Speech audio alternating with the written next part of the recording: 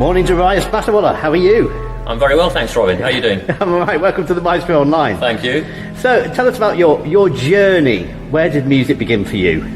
I think, I'm told, I don't remember this, but what I'm told is that my dad was an adult beginner on the piano, and he went for piano lessons, and apparently I used to listen to him practice, and then I'd go up to the piano afterwards and try and copy what he'd been doing. And at that point, they decided to give me piano lessons as well. That's great. And so that was a traditional classical background in terms of piano? In some ways, my dad listened to a lot of classical music. My mum actually is pretty much tone deaf, so she doesn't really like music at all. But my dad's a real music enthusiast, and actually when he was head teacher of a primary school in London, he used to give lots of music assemblies about classical music to children and really be an evangelist for it. So, and the other thing that he listened to a lot were things like Bing Crosby, Perry Como, those kind of things. So they were on in the house as well. So you had quite a breadth of inspiration at home. Yeah. So at what point did your playing develop to a point that you think, yeah, this is something I'm serious about? And I think it was. I'd always played the piano, and then later it became. I took up the cello, and it was playing in youth orchestra that gave me an enthusiasm for orchestral music. And the organ began the same way it begins for a lot of people, is your local church organist leaves. Oh, who can play the piano? You can play the piano. So come and have a go at playing the organ. And I went to have lessons. And I suppose as I went through school, I quite liked the fact that I could earn more money playing for the odd wedding on a Saturday than my friends could from their Saturday jobs. And I realised that actually that was the thing I was best at. Of all the things I did at school, that music was the thing that I seemed to be most at home with. So I suppose it was a gradual realisation like that. So did you then go from school to music college? Or? I went to university first. I went to Leeds University and took up an organ scholarship. I carried on the cello for a bit, but I was also starting to get interested in conducting at the time. And something had to go, and it was the cello that went. So I stuck with the keyboard instruments, the organ and the piano. And they're very keen, actually. My teacher at university, Graham Barber, he was very keen that I should carry on playing the piano as well as the organ. He thought it was very important that organists had a good piano technique, and I really agree with that. So I'm very glad he sort of pushed me in that direction. And I did go to music college eventually as a postgrad, and that was to do organ and also to do piano accompaniment. So I did a lot of chamber music, playing for singers. And that's a great education, doing the piano accompaniment, because you do things like singing lessons, so you learn a lot about singing technique. One thing I did a huge amount of when I was a student just after was playing the piano for choirs and choral societies.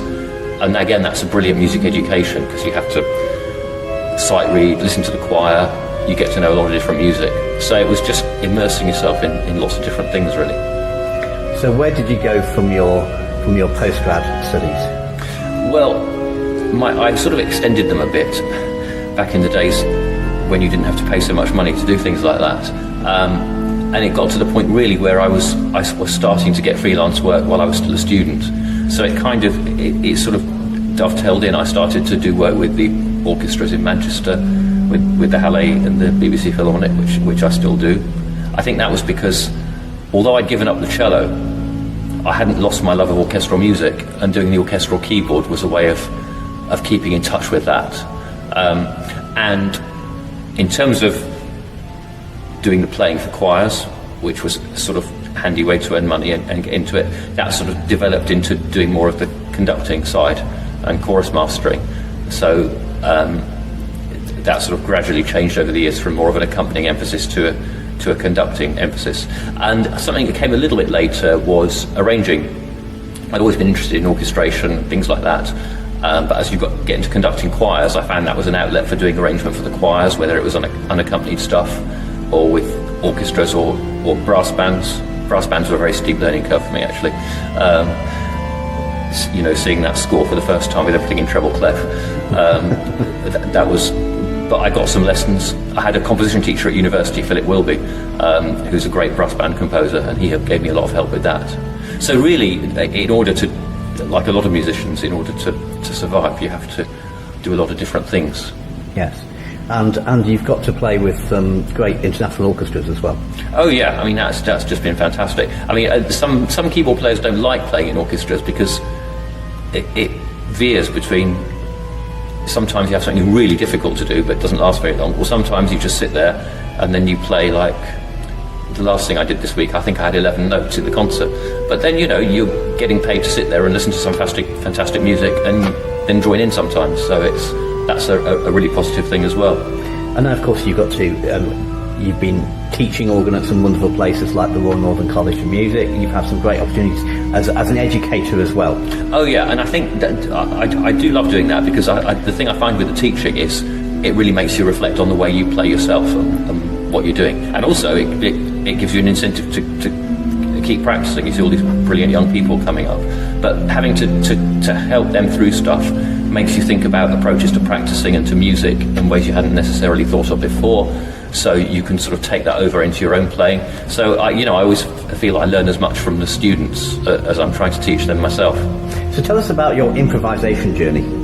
Well, like a lot of people, when I started playing, I always liked sort of messing about on the piano, I suppose. And actually one of the best things my parents did, and I think it almost happened by accident, was when I was about 13 or 14, they got me some harmony lessons, and that was really fantastic. It was mainly sort of paper based, but there was keyboard stuff as well, and I'd always done messing about, but this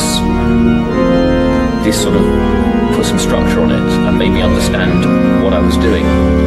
And obviously improvisation is very handy for organists, so I'd always done a bit of that in church. And when I was a student at the RNCM, we had a visiting tutor in improvisation, Nigel Allcote, many people will know, who's very brilliant, and he really helped me to sort of put some structure and order into what I was doing. But the films didn't come till quite a lot later, actually. That was it must have been a good 15 years, I think, after I left college that I first did a silent film, and that just came about because somebody I knew who wanted to put a concert on knew that I liked improvising and said, why don't you come and improvise to this film? And it was The Phantom of the Opera. That was the first one I did, and I just thought it was great fun. I really enjoyed it. So in terms of, so that was your first one, presumably then, as a new thing, there was a lot of preparation you had to put into that, a lot of groundwork to know where you were going to go, how you were going to structure what you were doing according to the scenes, etc. Yes, I mean there always is with films, because and I sort of learnt things that you should do and shouldn't do in terms of preparing as I went along. One thing I learnt quite quickly was that for an amount of preparation time, you should prioritise getting to know the film rather than trying to work out exactly what you're going to play. I've always found it quite natural to sit down and make things up at the keyboard, but actually the main thing is not having any surprises when you see the film. And if the film's an hour and a half long, that means watching it quite a lot of times. Of course, in total silence. It's actually incredibly... watching a silent film in total silence is really quite dull. When the films have got no music, they seem twice as long. So are you then writing notes about scenes and putting something on paper? Not really, no. I mean, the thing that the only time I ever write things down on paper is if films have got very complicated intercuts between different sections. You know, like you've got two simultaneous things going on in different places as part of the action, and it cuts from one to the other. I might write things down then. Otherwise, I'm not going to have notes in front of me when I play, so I know it needs to be in my head. In terms of what to do musically, what I tend to do is work out some main themes.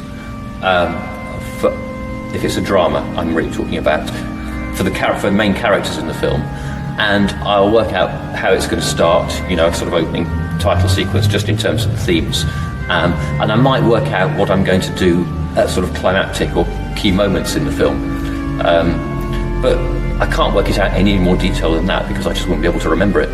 And it would take away the spontaneity. It would, and I do find quite often that I've thought of something I'll do at a particular moment, but when it gets to the actual thing, I'll think of something better.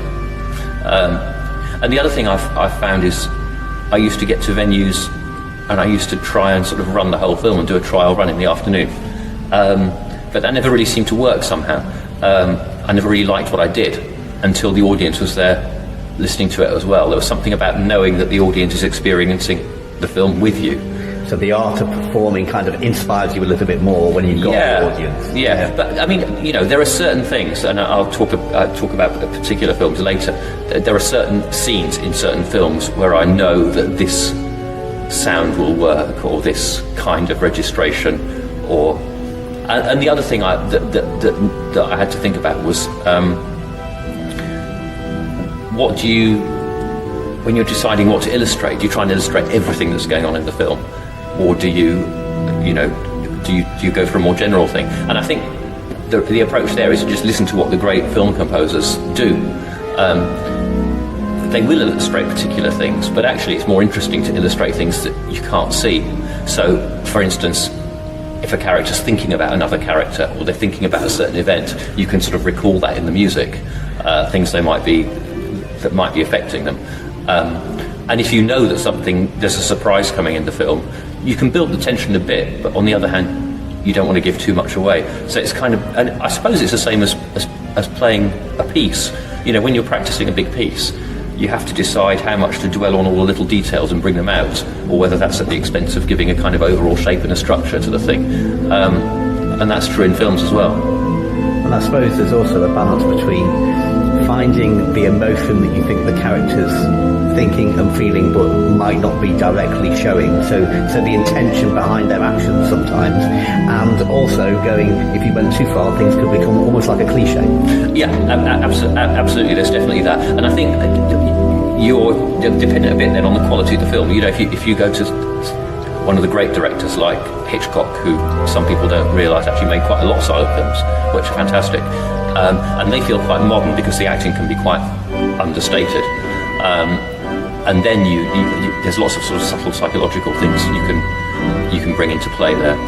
Another thing you have to deal with in silent films is that some of them have aged better than others. Some of them are kind of unintentionally comic in places. And if it only happens a bit, then I think it's best to try and go with the intention of the director and take it seriously because it's meant to be taken seriously. And sometimes you can sort of tell how successful you're being by picking up on whether the audience are actually laughing or not. Sometimes you have to go with it and just, it seems funny, so you go with it and you can make it funny as well. Well, I am really looking forward to finding out the Darius Battiwalla nuggets of inspiration for silent movie improvisation. Thank you so much, Darius. Thank you.